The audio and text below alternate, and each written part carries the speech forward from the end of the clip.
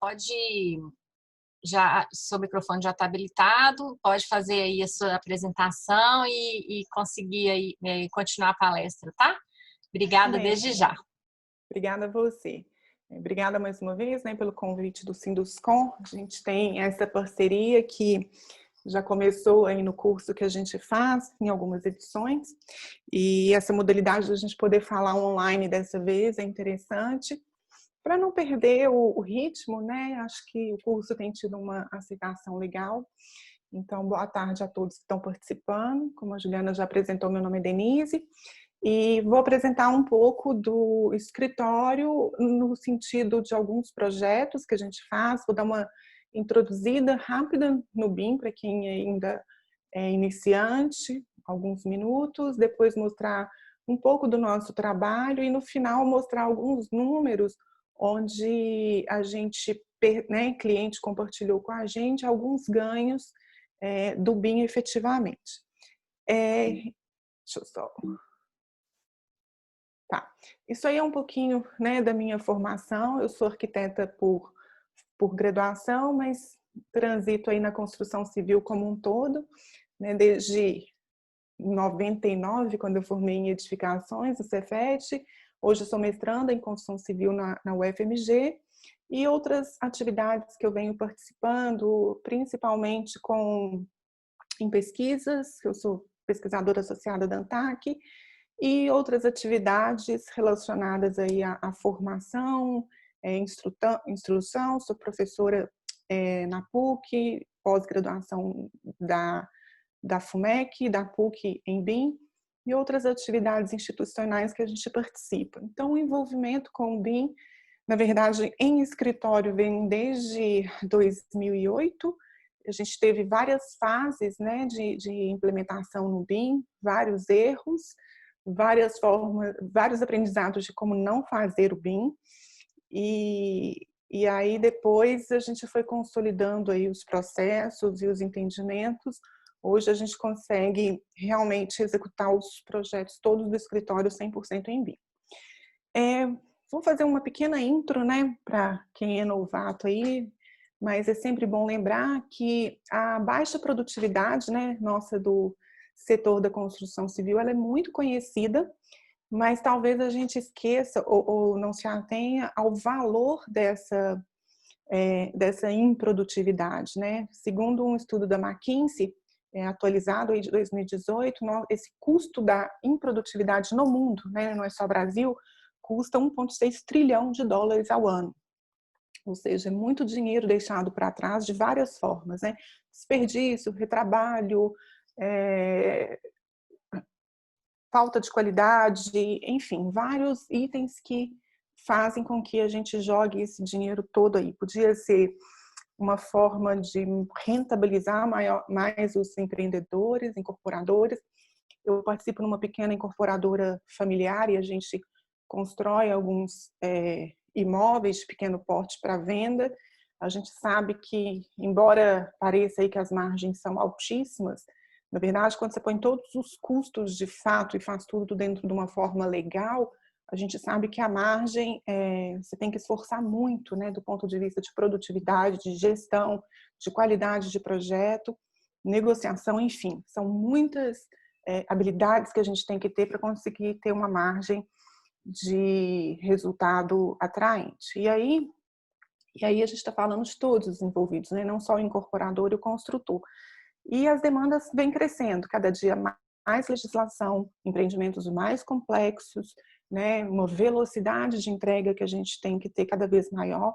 E a gente acredita que a tecnologia, de maneira geral, né, nosso setor a gente sabe que ainda é um dos menos digitalizados setores, né, a gente sabe que outros segmentos como setor de finanças, até agrotech, enfim, estão muito mais adiante. E a gente entende o BIM como uma das formas de implementar tecnologias no nosso segmento.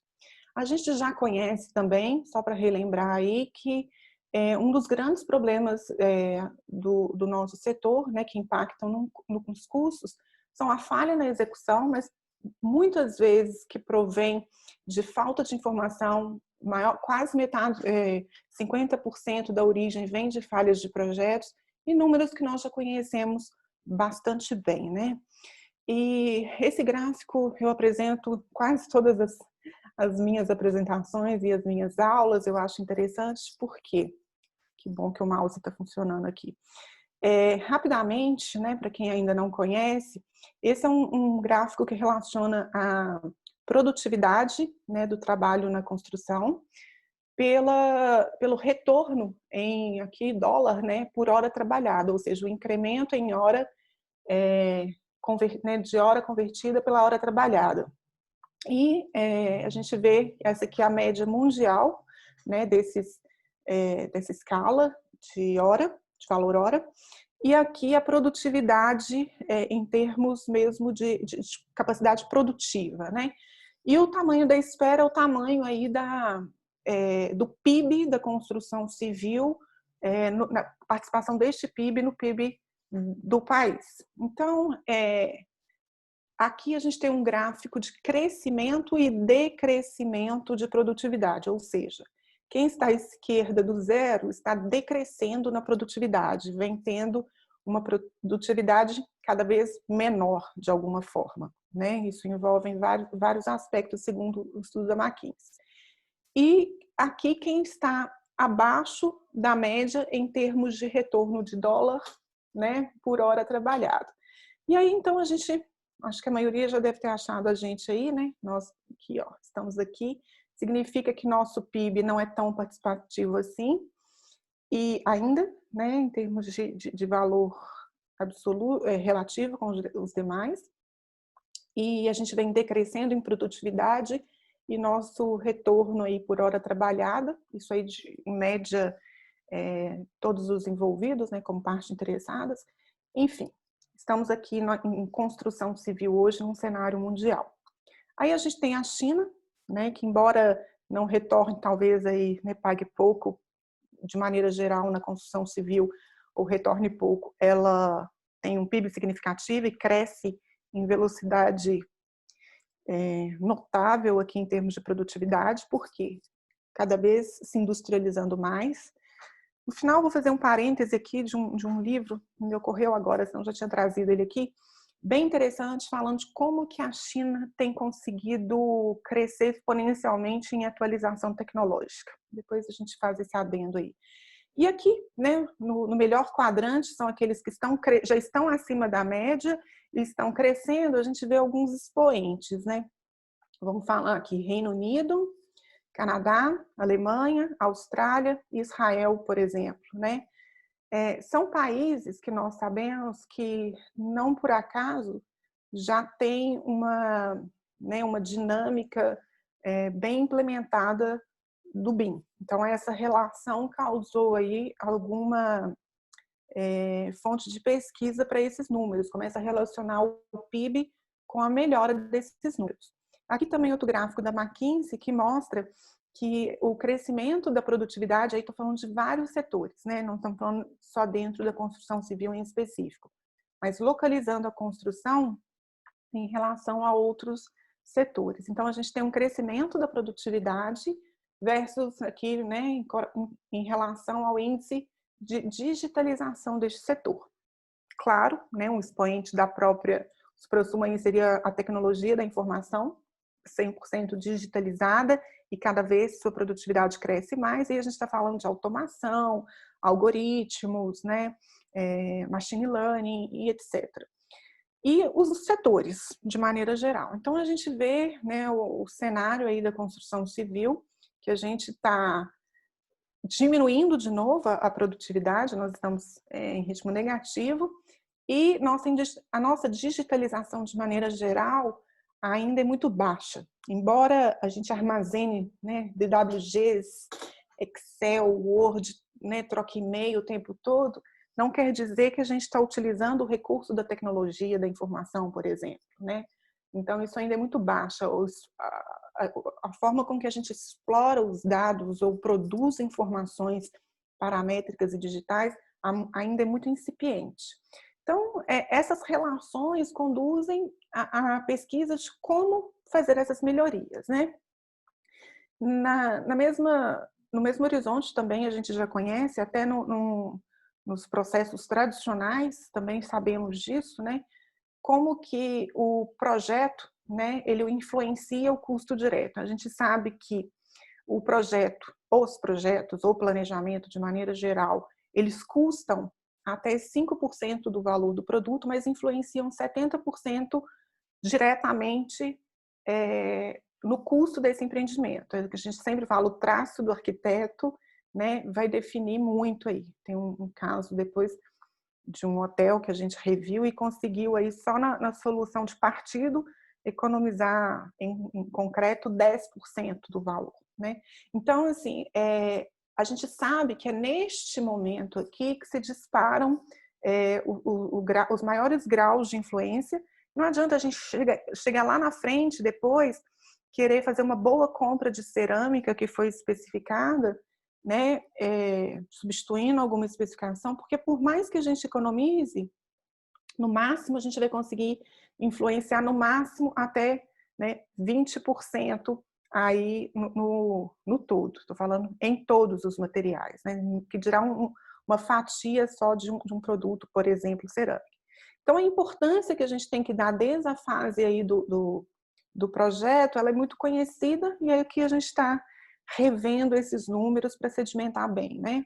Aqui é aquela relação que a gente tem, isso aqui não quer dizer do BIM, tá, gente? Isso é de maneira geral, né, no aspecto geral. Então, a gente sabe que quanto mais o projeto amadurece, né, depois do estudo de viabilidade vai passando aí nas demais fases, anteprojeto, projeto legal, até na execução, a gente sabe que o custo dele inicial é bem relativamente baixo, mas quando sai, né, do abstrato e começa a materializar, a gente começa fazer movimentação de terra, fundação, como que isso já dá um salto, né, uma curva aí muito mais acentuada, e no inverso, como que a gente consegue, como eu disse, interferir muito menos, ou seja, o ouro, né, da gente conseguir fazer as grandes viabilidades, análises, planejamento, tudo aquilo que realmente incrementa significativamente o custo de uma construção, vai até nessa fase.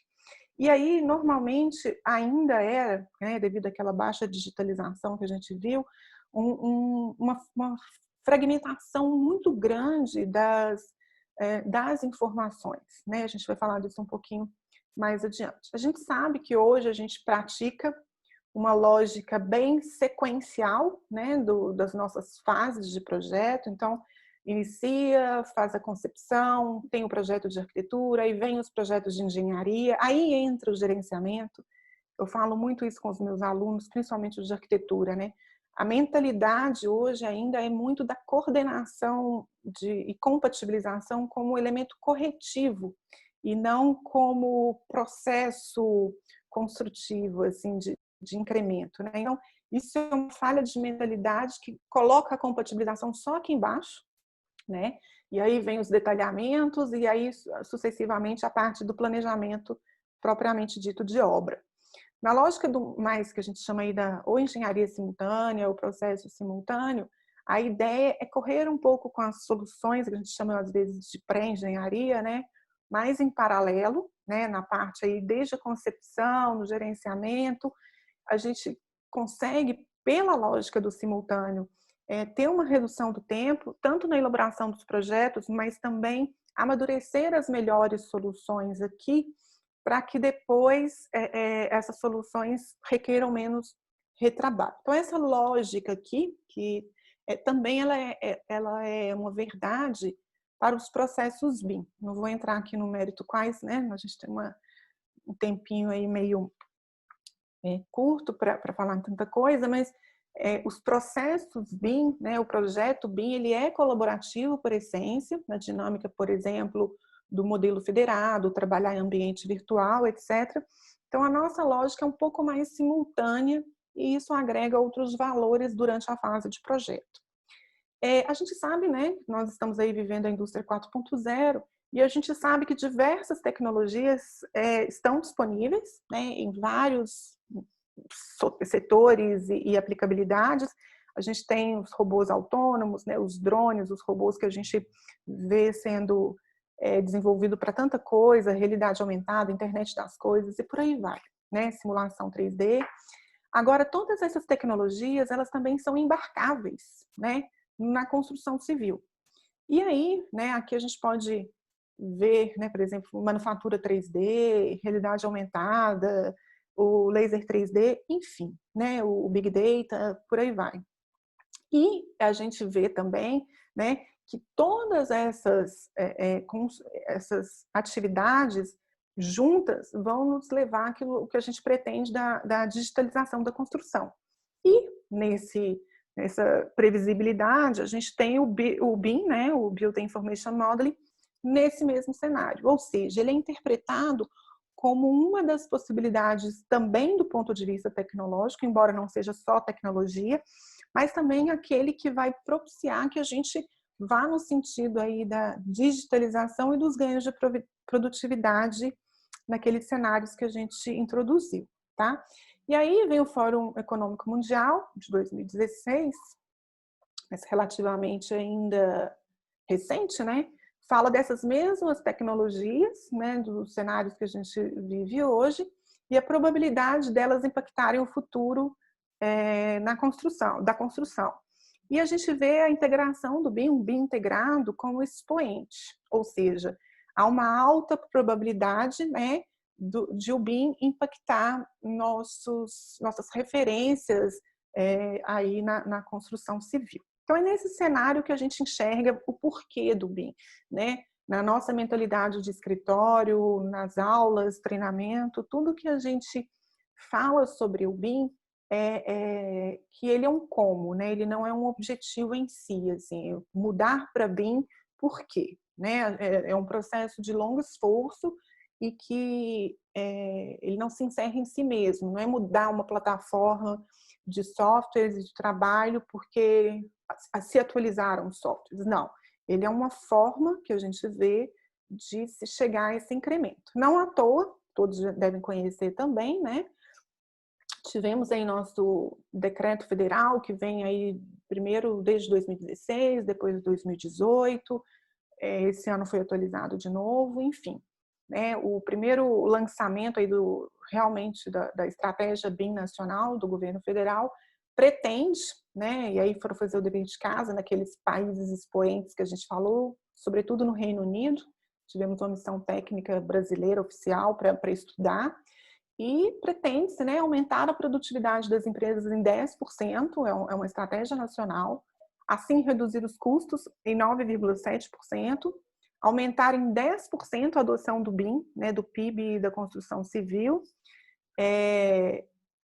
elevar em quase 29% o PIB da construção civil. Né? Aqui é produtividade, aqui é o PIB.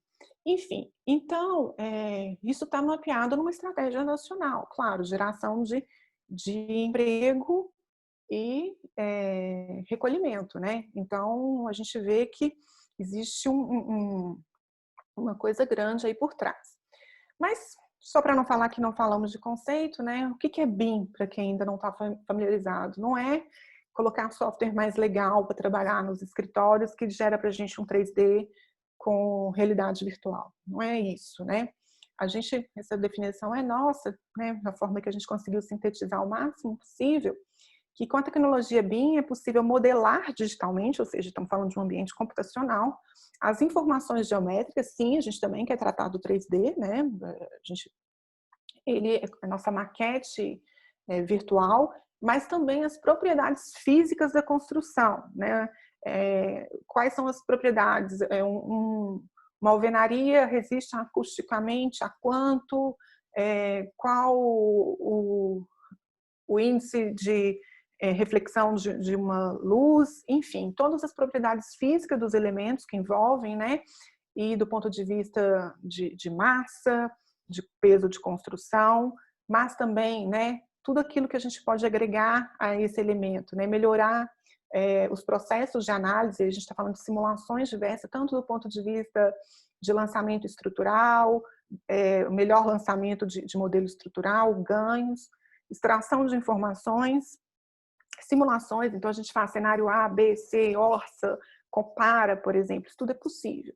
Revisões de conflitos e proposições de ações construtivas para todas as fases do ciclo de vida do empreendimento. Ou seja, a gente consegue com esse modelo virtual fazer uma coisa que eu mais uso, mais simples que eu acredito, é transformar num grande simulador, né? A gente tem, nesse momento, a capacidade de simular todo o ciclo de vida desse empreendimento em ambiente virtual. Eu graduei na FUMEC, desde sempre que eu estudei lá, tem um simulador de voo, a gente sabe que os engenheiros aeronáuticos trabalham dessa forma, né? Simulador de venda, enfim. A gente não tinha um simulador, a gente fazia um 3D, uma representação para estande de vendas, mas a gente, tirando a parte de estruturas, né, que já vem com softwares mais avançados, mas ele fazia uma simulação estrutural, mas não combinada com outras coisas, inclusive planejamento, orçamento, enfim. Então o BIM, com toda essa definição, na verdade, eu gosto de simplificar que para a gente é um simulador computacional, né, a possibilidade de levar o projeto em todas as instâncias para o ambiente virtual. E a gente fala de BIM 3D, 4D, 5D, etc., mas às vezes isso é abstrato e um pouco até muito figurativo, e é fácil a gente, né, isso aqui faltou, gente, desculpa citar a fonte, isso aqui é do manual da CBIM, da CEBIC, né, e faltou citar a fonte aqui. Mas mais do que falar das dimensões do BIM, como eu disse, BIM 3D, 4D, 5D, é interessante a gente falar das fases, né, digamos assim, as grandes fases que a gente conhece do ciclo de vida e os usos, né? Então, a gente tem em planejamento várias aplicabilidades do BIM, né? Isso aqui são aplicabilidades possíveis do uso do BIM. Aqui a gente tem em projeto várias possibilidades, né? Os principais estão em laranja e a gente tem os secundários aí em verde. Então, a gente pode fazer análises diversas, né? Mas também análises que muitas vezes não eram feitas elas eram vistas como serviços complementares. Por exemplo, análise lead de sustentabilidade. Hoje a gente já pode fazer uma análise lead de sustentabilidade em todas as fases do projeto de arquitetura. Ele não precisa ser um serviço complementar depois. E por aí vai. Então, quando a gente se mapeia nesse universo aqui, né, a gente tem o universo do projeto, da construção, da operação, é possível a gente, no diagnóstico aí de implantação, perceber o que mais me interessaria aqui como ganho do BIM. Né? Então, o BIM é 360, a gente consegue aplicar em várias frentes para diversos tipos de ganhos.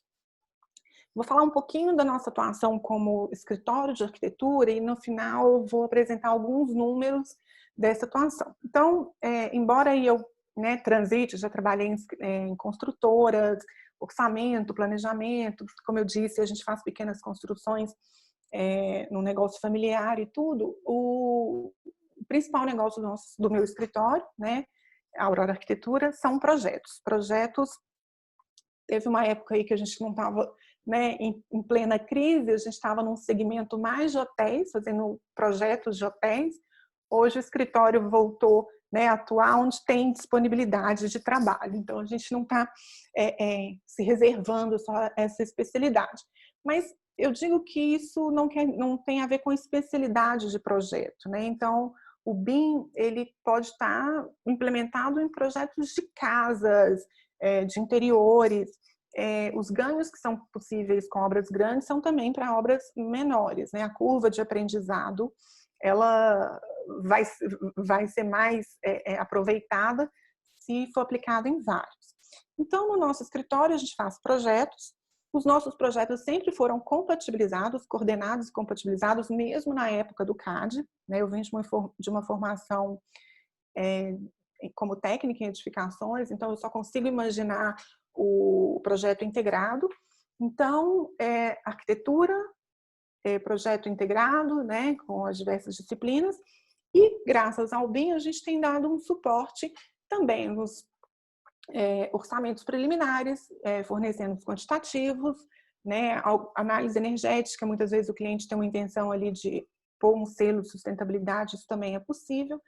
E, na verdade, esse conjunto de soluções é para mostrar, né, para vocês como que dentro daqueles usos que nós dissemos, cada um pode perceber ou imaginar onde estaria o seu ganho, né, onde resolveria alguma dor da empresa, digamos assim, e como que um projeto, aí não é só o nosso, né, um bom projeto BIM, ele pode contribuir desde o início, dando mais dados e informações nesse novo projeto colaborativo.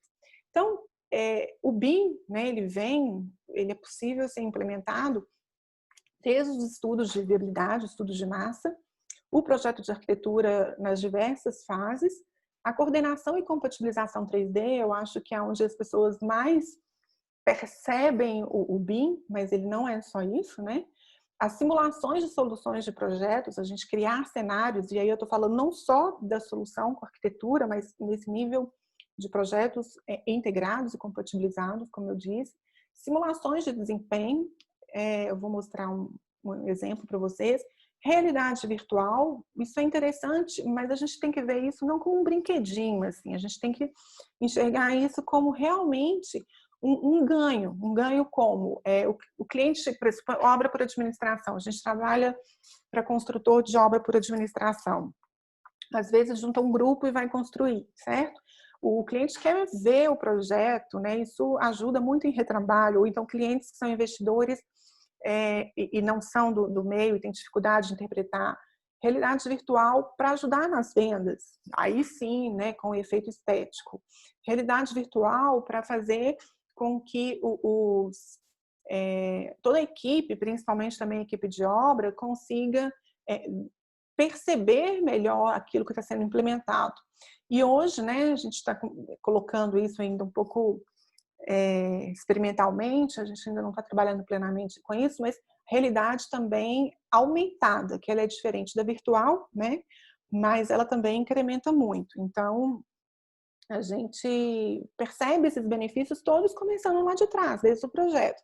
O detalhamento da construção virtual, e aí esse VDC, né, que é o Virtual Design and Construction, ele, na verdade, é uma outra nomenclatura que alguns países utilizam em vez de BIM, porque é na prática, né, como eu disse, se o BIM é um simulador, se a gente enxerga ele na prática como isso, a construção virtual, ela é essa simulação. Então, quando a gente está projetando em BIM, sem querer, você já está pensando no detalhamento, porque se eu vou colocar uma camada a mais de revestimento e eu vou incrementando aquela modelagem, eu sei tudo que vai me mostrando ali durante a modelagem, eu já tenho que ir dando solução para aquelas questões, né?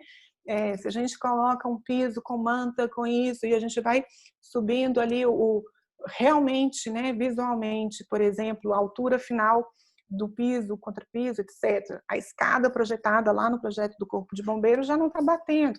Então, a gente vai tendo que dar soluções e este detalhamento ele passa a ser um VDC, ou seja, uma construção virtual.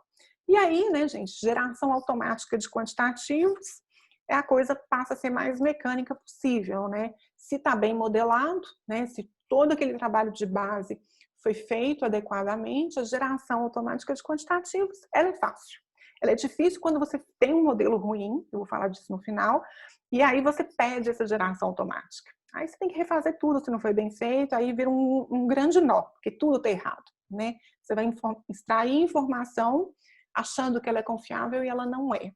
Ou seja, eu já trabalhei com orçamento também, planejamento, a gente, né, ficava ali ticando as coisas, medindo e tal. Quanto que se ganha de trabalho, de tempo, como valor indireto, né?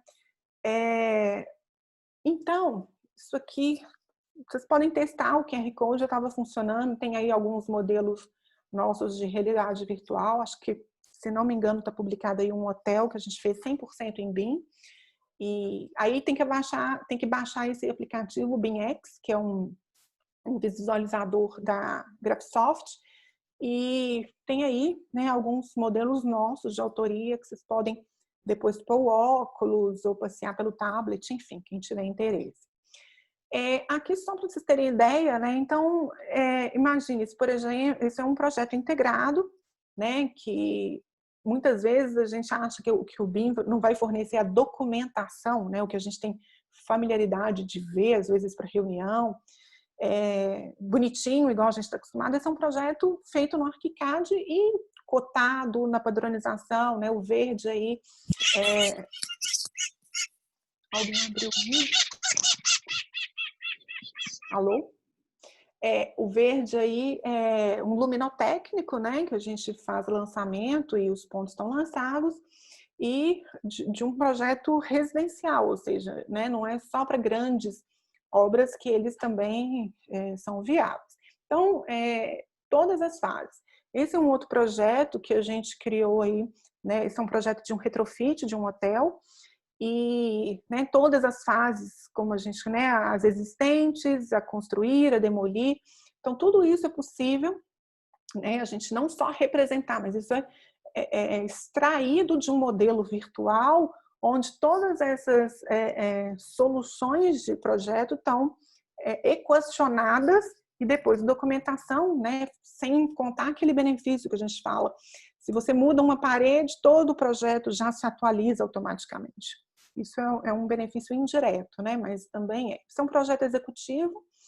Esse também é um outro projeto executivo, está um pouco mais clarinho aí, mas como que a gente consegue, inclusive, colocar tudo do projeto, esse também é o mesmo hotel, né? Interiores, hidráulica, fazer tudo isso de uma forma bem legível, né? O detalhamento aqui à direita, ele é extraído, isso não é um desenho 2D. Se eu fizer um corte aqui, eu vou ver todos os detalhamentos dessa forma, né? Ou seja, se a gente mudar a geometria do forro ou o caminhamento de uma tubulação e a gente precisar extrair em tempo real uma informação de um detalhe aqui, né? Lembrando que ela já foi compatibilizada, então a extração da informação ela é muito precisa, tá? Então isso é um projeto executivo, ou seja, ele não é só para soluções conceituais, né? Ele vai nos levar a um projeto verdadeiramente executivo. E aí, né, como eu disse, se está tudo bem resolvido, os quantitativos são fáceis de serem gerados. Eu tenho vários tipos de extração, né? Aqui, por exemplo, eu tenho quantitativo de pontos hidráulicos, né? Por ambiente, por modelo, né? Por especificação e a quantidade de cada um. Isso integrável a um software de orçamento, um ERP, né? Isso vira dinâmico. Então, se atualiza o projeto, isso tudo está linkado a um orçamento 5D ou um planejamento automaticamente, né? Eu mudo lá no projeto, isso muda e pode linkar de volta com um software de orçamento BIM. Aqui uma outra forma de extrair, aí vai depender do que a gente chama do BIM Mandate, né? Do que quando a gente implementa o BIM numa empresa, por exemplo, como que eles querem que essa informação seja extraída, né? Tem várias formas. Então aqui tem área, né? O perímetro, por exemplo, o pé direito sem forro, a gente pode extrair dessa forma. Que tipo de revestimento? Então, uma informação que às vezes pode ser preliminar, para um momento preliminar, ou entrar no detalhe de uma parede, né? Então, eu tenho um ambiente, que elemento, né? Que tipo de alvenaria, isso ajudar a compor, por exemplo, né? Um bloco de alvenaria estrutural, um concreto, né? Lá na composição linkado ali, né? Com a composição de custos, né, do tipo de orçamento que se tem. Enfim, esses são projetos, informações possíveis. Essa daqui é uma simulação energética que a gente fez dentro do próprio software, só para contextualizar. Esse projeto era um projeto de retrofit, a arquitetura não era nossa, original, e de um edifício histórico em Porto, Portugal. E aí ia fazer uma intervenção, né, a arquiteta nossa conhecida fazer uma intervenção no edifício histórico. As alvenarias eram de pedra, tinha até de taipa, e a gente precisava fazer uma simulação para apresentar para aprovação do projeto as novas especificações, né, das intervenções, quanto que elas relacionavam de iluminação, ganho de calor com o ambiente. Então, eles queriam ver esses números, né, desbalanço energético. Então a gente fez, né, a gente pegou a concepção do projeto, remodelamos tudo, né, isso em Porto, remodelamos tudo, aí utilizamos as alvenarias de pedra, quando eu disse que as propriedades físicas dos elementos, né? Então não era bloco, né, tijolo furado, por exemplo, eram pedra, outros lugares eram composições de taipa, o piso em alguns lugares eram barrotes. Então a gente utilizou os elementos, né? Quando a gente fala das propriedades paramétricas dos elementos na modelagem BIM, a gente utilizou delas. E com esses fatores, né, com esses índices internos do software para as propriedades físicas de cada tipo de elemento, o software nos permite fazer uma análise de eficiência, né, do desempenho energético bem real, né, do que ficar usando planilha, Abaco, aquela coisa toda, para avaliar isso. Então, no final das contas, e o software que a gente utiliza, esses relatórios, eles já têm valor para órgãos que avaliam eficiência energética, né? O aplicativo dentro do software já tem esse reconhecimento. Enfim, então, desde a arquitetura ou da concepção, a gente tem aí também, né, para empreendimentos grandes, outras questões. Quem é o cliente que às vezes faz gestão e operação do próprio empreendimento, por exemplo, né, o empreendimento hospitalar, né, que no longo prazo o consumo de energia, de ar-condicionado tem um impacto na viabilidade do negócio.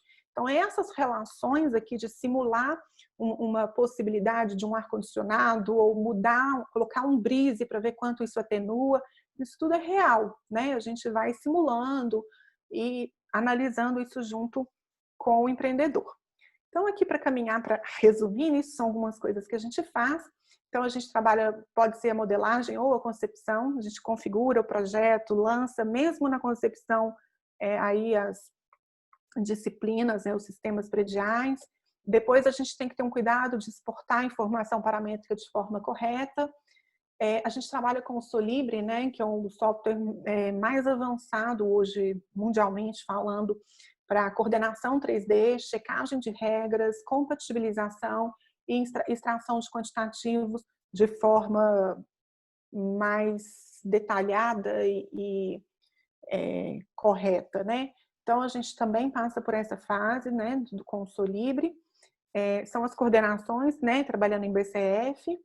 E aqui um relatório de checagem, a gente tem trabalhado com ele em inglês mesmo, não tem tido problema, mas aqui é um caso real de um projeto, né, em que a gente fez as avaliações das checagens, percebemos quais regras foram atendidas, onde tem problema de compatibilidade, e assim sucessivamente.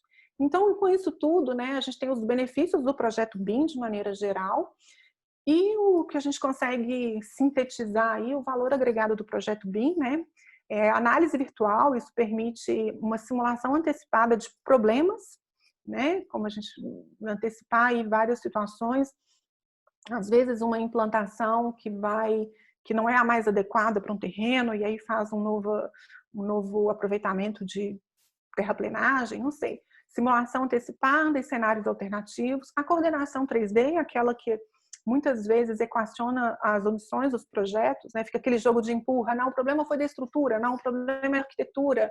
E aí o negócio arrebenta lá na obra, né? A gente sabe como é que funciona.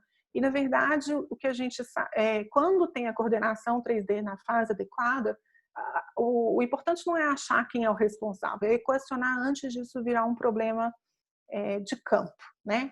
Solicitação das informações, às vezes o empreendedor, o investidor, a obra, a pessoa que compra, muitas vezes precisa de informações e a solicitação de informação às vezes demora, ela é imprecisa, você não está pegando na versão certa, embora tenha ali, né, o repositório de arquivos. Então, essas informações elas são mais precisas e mais ágeis, né, com as especificações e quantitativos corretos. O planejamento 4D, além dele simular o planejamento físico, né, visualmente ali aquele vídeo, tem até um exemplo, posso mostrar, acho que não vai dar tempo, avalia o planejamento físico do cronograma, mas também a questão do canteiro. O projeto de canteiro colocado, a grua está no lugar mais adequado, permite ali, né, está colaborando para o meu canteiro lean, por exemplo. Então, essas visualizações são muito mais facilitadas quando tem-se um planejamento 4D. E o orçamento 5D, aquilo que a gente estava falando, né, o custo já associado aos elementos modelados. Então, se você tem uma integração, cada cenário, cada possibilidade dessa tem um retorno mais rápido. Então, esse é o valor agregado. Esses números, esse é um case de um projeto piloto que a gente fez para implantação de um cliente, pediu aí para a gente não abrir, né, o projeto. É uma consultora de pequeno, médio porte, mas que trabalha com obra pura administração de padrão médio, né? E, na verdade, eles nem são de Belo Horizonte, mas como tem conhecido o grupo de investimentos aqui, eles têm alguns cases e a gente fez um comparativo de um projeto piloto, não exatamente o projeto idêntico, né? Mas um projeto em programas de necessidades semelhantes, né? E foi feito para o terreno, e aí os números deles, né, eles têm que ter um comparativo para saber se tem retorno. Então, esses são os números que não quer dizer que são para todas as obras. Cada obra, e vai depender muito também, eu falo isso muito nos cursos, nas aulas, quanto que melhora, por exemplo, no custo direto? Depende. Você já tinha uma otimização de custo antes, independente do BIM? Ou não, né? Era comprado de qualquer jeito, era orçado de qualquer jeito, né? Fazia e refazia. Então, o custo, ele tem muito a ver com o ponto de origem, né? O ganho, qualquer índice de comparação, ele vai ter muita relação que momento que a empresa já está. Se é uma empresa já com gestão, melhoria contínua, e já tem um ponto de partida legal, talvez os números dela não sejam tão expressivos, ou seja, em uma determinada disciplina. Aqui, então, eles, né, colocaram aí, depois do ciclo completo, 17% em produtividade, relação de horas de trabalho, né, 22% em atividades de retrabalho, né, quantos itens de retrabalho tiveram. Aqui ainda foi, acho até pouco, porque a gente recebeu, né, e o levantamento topográfico estava muito diferente da realidade, o terreno tinha sido, não estava correspondendo, então teve muito ajuste de projeto, acabou tendo um ajuste que gerou algum retrabalho. 3,5% do custo direto, né? Então nós estamos falando de não só dos indiretos, né, mas de orçamento mesmo para a mesma tipologia. Aqui eu acho até que não foi tão significativo diretamente, mas eles já tinham aí uma gestão de compras eficientes, porque é um grupo que também tem compras de material de construção, então eles já compravam com preço bom, então eu acho que aqui nem foi tão significativo. Melhoraram 6% em segurança por causa, segundo eles, que eles conseguiram fazer um planejamento de sistemas, né, de para-lixo, aquela coisa toda, e tiveram aí menos problemas. A qualidade direta aí nos comparativos deles são, né, quando eles fazem recebimento de obra, os itens que não podem ter para pôr o apartamento à venda, por exemplo. Então, de cara já foram 17% de qualidade, tiveram um ganho de tempo de 11%, né? Isso converte também em número, porque 11%, a gente sabe quanto que isso representa no custo indireto da obra, né? Quanto de gestão, administração, folha de pagamento, menor tempo à venda para retorno do capital, enfim. Então, eu acho que isso alimenta também a questão do retorno financeiro. Ordens de mudanças 22% a menos, né? Quer dizer, os projetistas, o projeto já estava muito mais redondo, então mudanças, atualizações do projeto foram muito menos, né? Reclamações posteriores, né, na entrega dos apartamentos foram, aqui o número, na verdade, eu não atualizei, é invertido, tiveram só 8% de reclamações, né, não foram um ganho de 8%. Isso aqui tem que atualizar essa informação. E aqui a RFI, que é aquelas solicitações de informações, pedidos de informações, né? Então, eles tiveram 28% menos de pedidos de informações, porque a informação estava à mão. E, por exemplo, um investidor queria saber como é que estava o cronograma físico, em que momento que estava. Então, né, 28% menos de ter que pedir, ligar para um fornecedor, para um projetista, extrair uma informação a menos. Então, esses são alguns números que eu deixei para apresentar aqui, né, e reflexo daquela forma, daqueles modelos de trabalho. E aí, mensagem final, cuidado com o fake BIM, né? A gente fala que tem muita gente falando que está fazendo BIM, que bom que está todo mundo se movimentando para isso é muito positivo, mas às vezes até por desconhecimento, não às vezes por maldade, acaba a pessoa trabalhando num software, querendo entregar BIM, acrescentando algumas informações paramétricas, mas essa informação paramétrica ainda é o que a gente chama de qualidade ruim, né? A informação ela é fragmentada, não é classificada, né? Como a gente chama classificação da informação. Então não basta ter um modelo BIM 3D paramétrico, né? Por mais bem intencionado. Se não houver qualidade desse modelo virtual, e aí o que é qualidade do modelo virtual é um outro capítulo, o efeito acaba sendo inverso, né? Você acaba tendo mais improdutividade e perda financeira. Por quê? Você faz todo um investimento, né, de treinamento de pessoas, investe em software, né, tem todo um ganho. Embora o projeto em si não custe mais caro, você também se equipa daquele processo para poder trabalhar nessa nova plataforma, como dizem, né?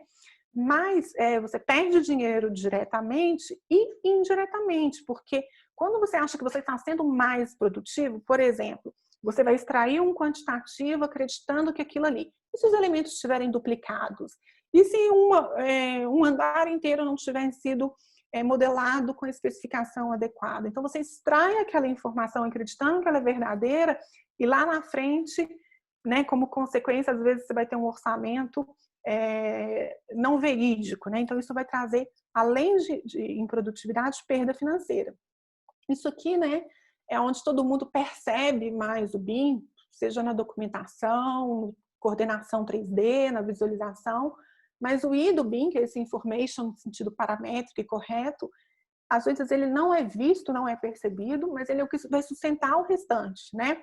E a interação, essa parte da coordenação, da troca colaborativa, se isso não estiver, né, ali como âncora, né, o estruturante do restante, só isso aqui que vai aparecer como benefício. Então, é muito importante que a interação e o I do BIM, a coordenação, sejam bem feitos. E a gente fala, né, que o BIM ele só vai ser realmente efetivo se houver qualidade do modelo virtual. E a qualidade das informações nele contidas, né? Eu posso modelar 3D visivelmente lindo, mas se ele não tiver seguindo os protocolos de modelagem, classificação da informação, etc., a qualidade da informação não vai te levar a tomar uma decisão correta. Vai ser uma decisão tomada numa falsa informação não muito precisa, né? E a qualidade do gerenciamento, quer dizer, de todo esse processo que a gente falou aqui embaixo, né? Ele vai determinar o sucesso do projeto como um todo. Então, eu tentei ser sucinta aí, né? Esses são alguns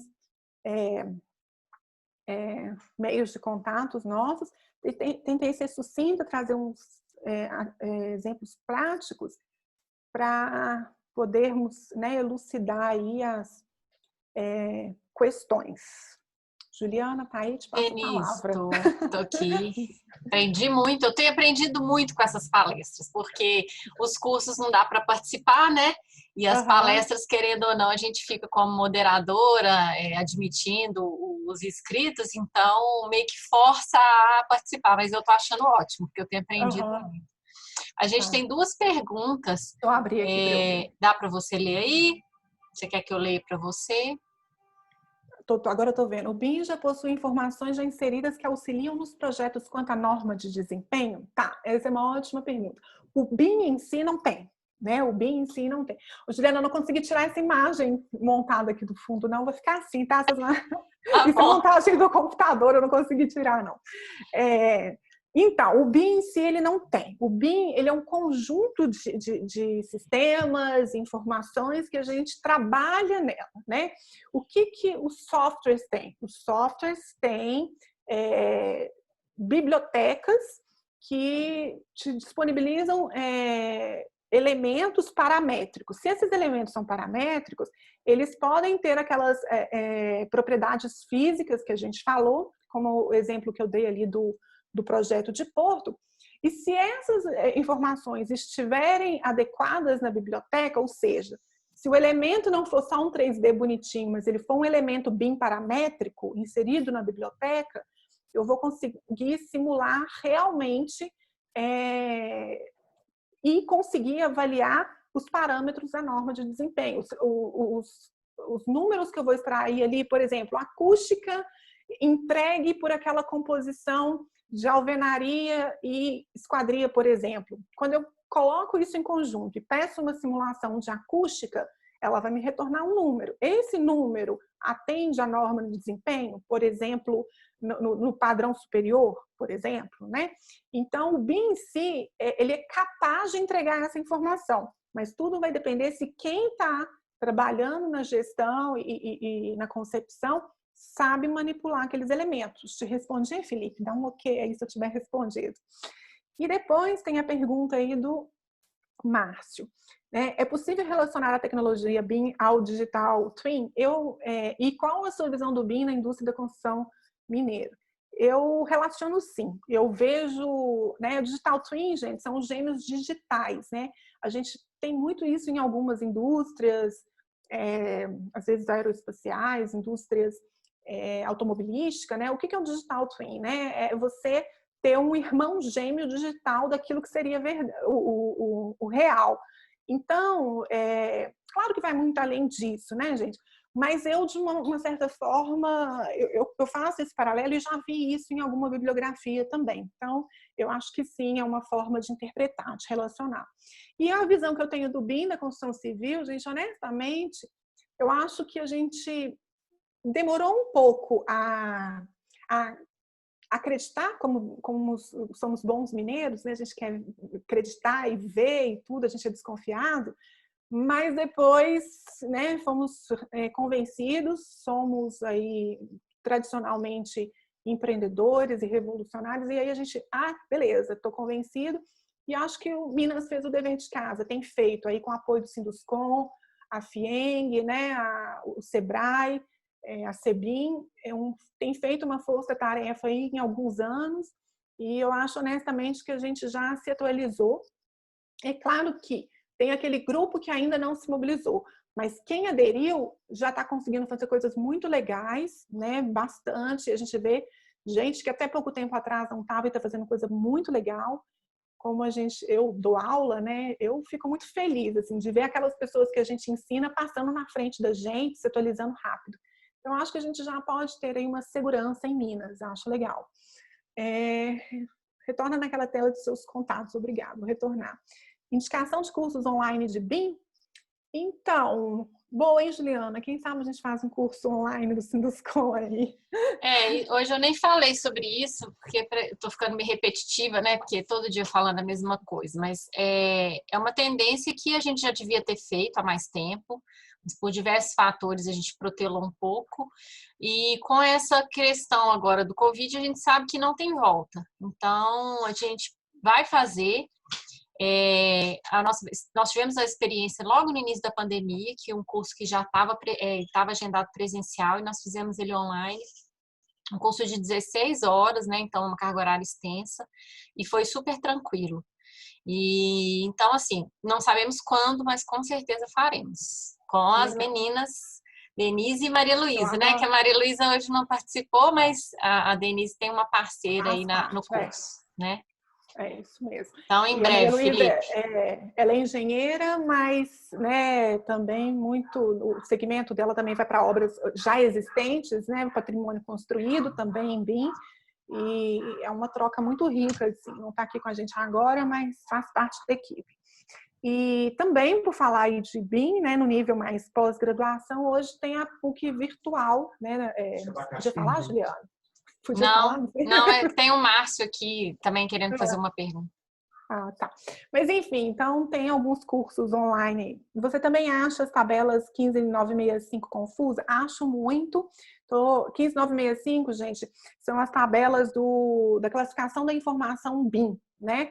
Mas aos poucos aí tem o pessoal do grupo de estudo da norma, né, além de estar trabalhando para publicar as outras partes da norma, também já está tentando, né, dar treinamento, palestras online para esclarecer. Mas depois que a gente pega o jeito também, a gente começa a compreender a lógica e aí vai. Mas para quem está começando a entender as tabelas, é um pouco difícil, sim. Mas depois vai. Fala o que você ia falar da pós, é porque meu marido me chamou aqui, eu fiz assim, foi para ele. Home office tem isso, né? Com certeza, o meu também está por aqui. Então, pode falar, por favor, da pós. Eu fiquei na dúvida se eu podia falar. Não, pode. Não, é a pós da PUC virtual, né, de BIM. Então, ela começou tem pouco tempo, acho que no início do semestre, um pouco antes, mas assim, tem ido bem, né, e até estou participando lá também com algumas disciplinas e tem tido um feedback legal. Então, é um curso estruturado, né, a PUC Minas Virtual, ela é estruturada para atender bem, né, à distância e é uma alternativa. Ótimo. Mais uma pergunta da Sônia. Adoro essa pergunta, gente. A respeito dos softwares, Revit ou ArchiCAD ou algum outro? Gente, vamos lá. Eu vou responder o que eu acho, mas antes eu vou fazer uma introzinha. Olha só, Android ou iPhone? Né? Cruzeiro ou Atlético? Né? Na época que eu fazia fotografia, eu sou amador em fotografia, mas eu gosto muito. Canon ou Nikon? Gente, né? Revit ou ArchiCAD? São duas ótimas ferramentas. Cada pessoa vai ter uma lista de motivos para trabalhar com um ou com o outro. Desde o custo da licença, os parceiros que você trabalha em volta de você, que facilidade que é mais fácil para você trabalhar em ambiente Autodesk ou para você tanto faz. Então, tem uma lista de avaliações que precisam ser feitas, né? O custo dessa licença anual, né? A gente está... como é que é isso? Os sistemas que você trabalha de forma integrada, o 4D, o 5D, recebem melhor o sistema Autodesk ou tanto faz o IFC? Você se dá bem com a interface do Revit ou com a do ArchiCAD? Depende, né? Você pôr a mão ali. Meu marido detesta iPhone.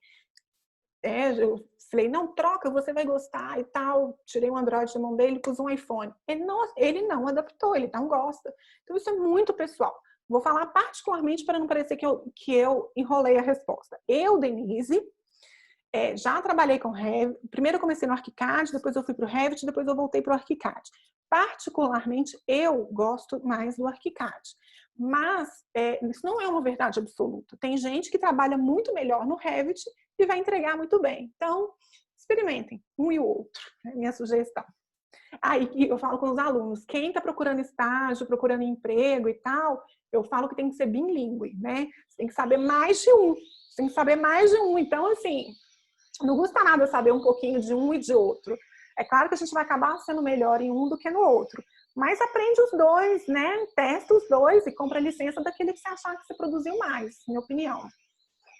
Empresas como Petro, Vale e outras que trabalham em projetos de grande porte já trabalham em BIM em alguns casos, mas esses projetos de tecnologia eram restritos a esses grandes projetos pelo alto custo de desenvolvimento e software. Você acha que com a disseminação do BIM as tecnologias vão ficar mais acessíveis? Essa semana eu usei um software 76 anual para um usuário. Eu acho que alguns softwares vão ficar mais acessíveis, aqueles que não são de grande porte, principalmente na modalidade de assinatura, né? Eu uso modalidade de assinatura para algumas licenças do... Você acredita que estão fazendo teste de incêndio hoje no meu prédio? Por isso vocês estão escutando essa live. Desculpa, gente, não tem como evitar. E aí, eu acho que alguns softwares, né, para uso mais comerciais, né, você já consegue licenças mais baratas e alternativas, tá, gente? Existe assim um leque.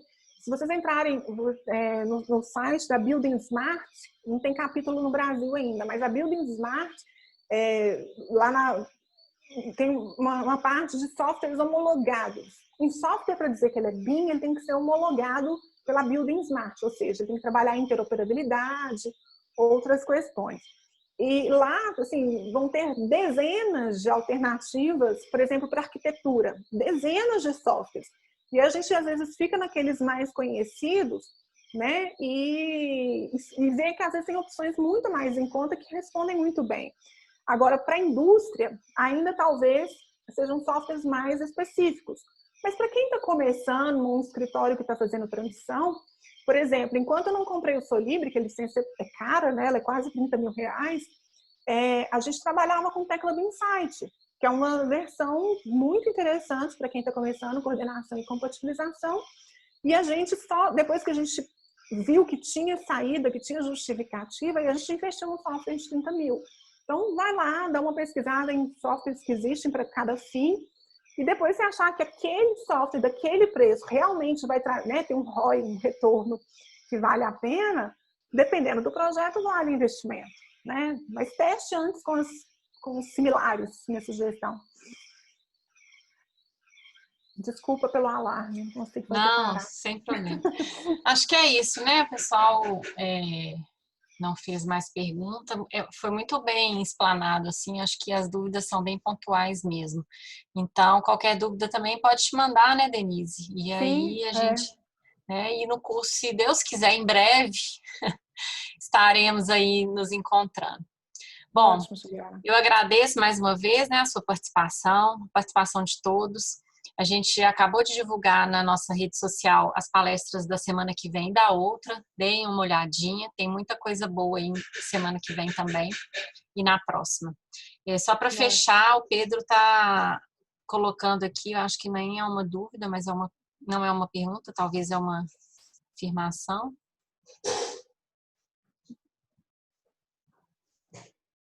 Ah, sim, às vezes exige um determinado software. Isso tende a diminuir, né, com o OpenBIM e cada dia a inserção de mais softwares. Projetos públicos, por exemplo, não podem exigir marca de software, né? Você pode exigir se você é uma empresa particular, mas uma extensão de arquivo não pode. Isso, com o tempo, com a melhoria aí da qualidade do IFC e as pessoas sabendo trabalhar com o IFC, porque o IFC não é tão ruim quanto as pessoas dizem, né, que é o software de interoperabilidade, mas é a dificuldade das pessoas lidarem com ele. Com o tempo, a gente vê que isso vai diminuindo, né?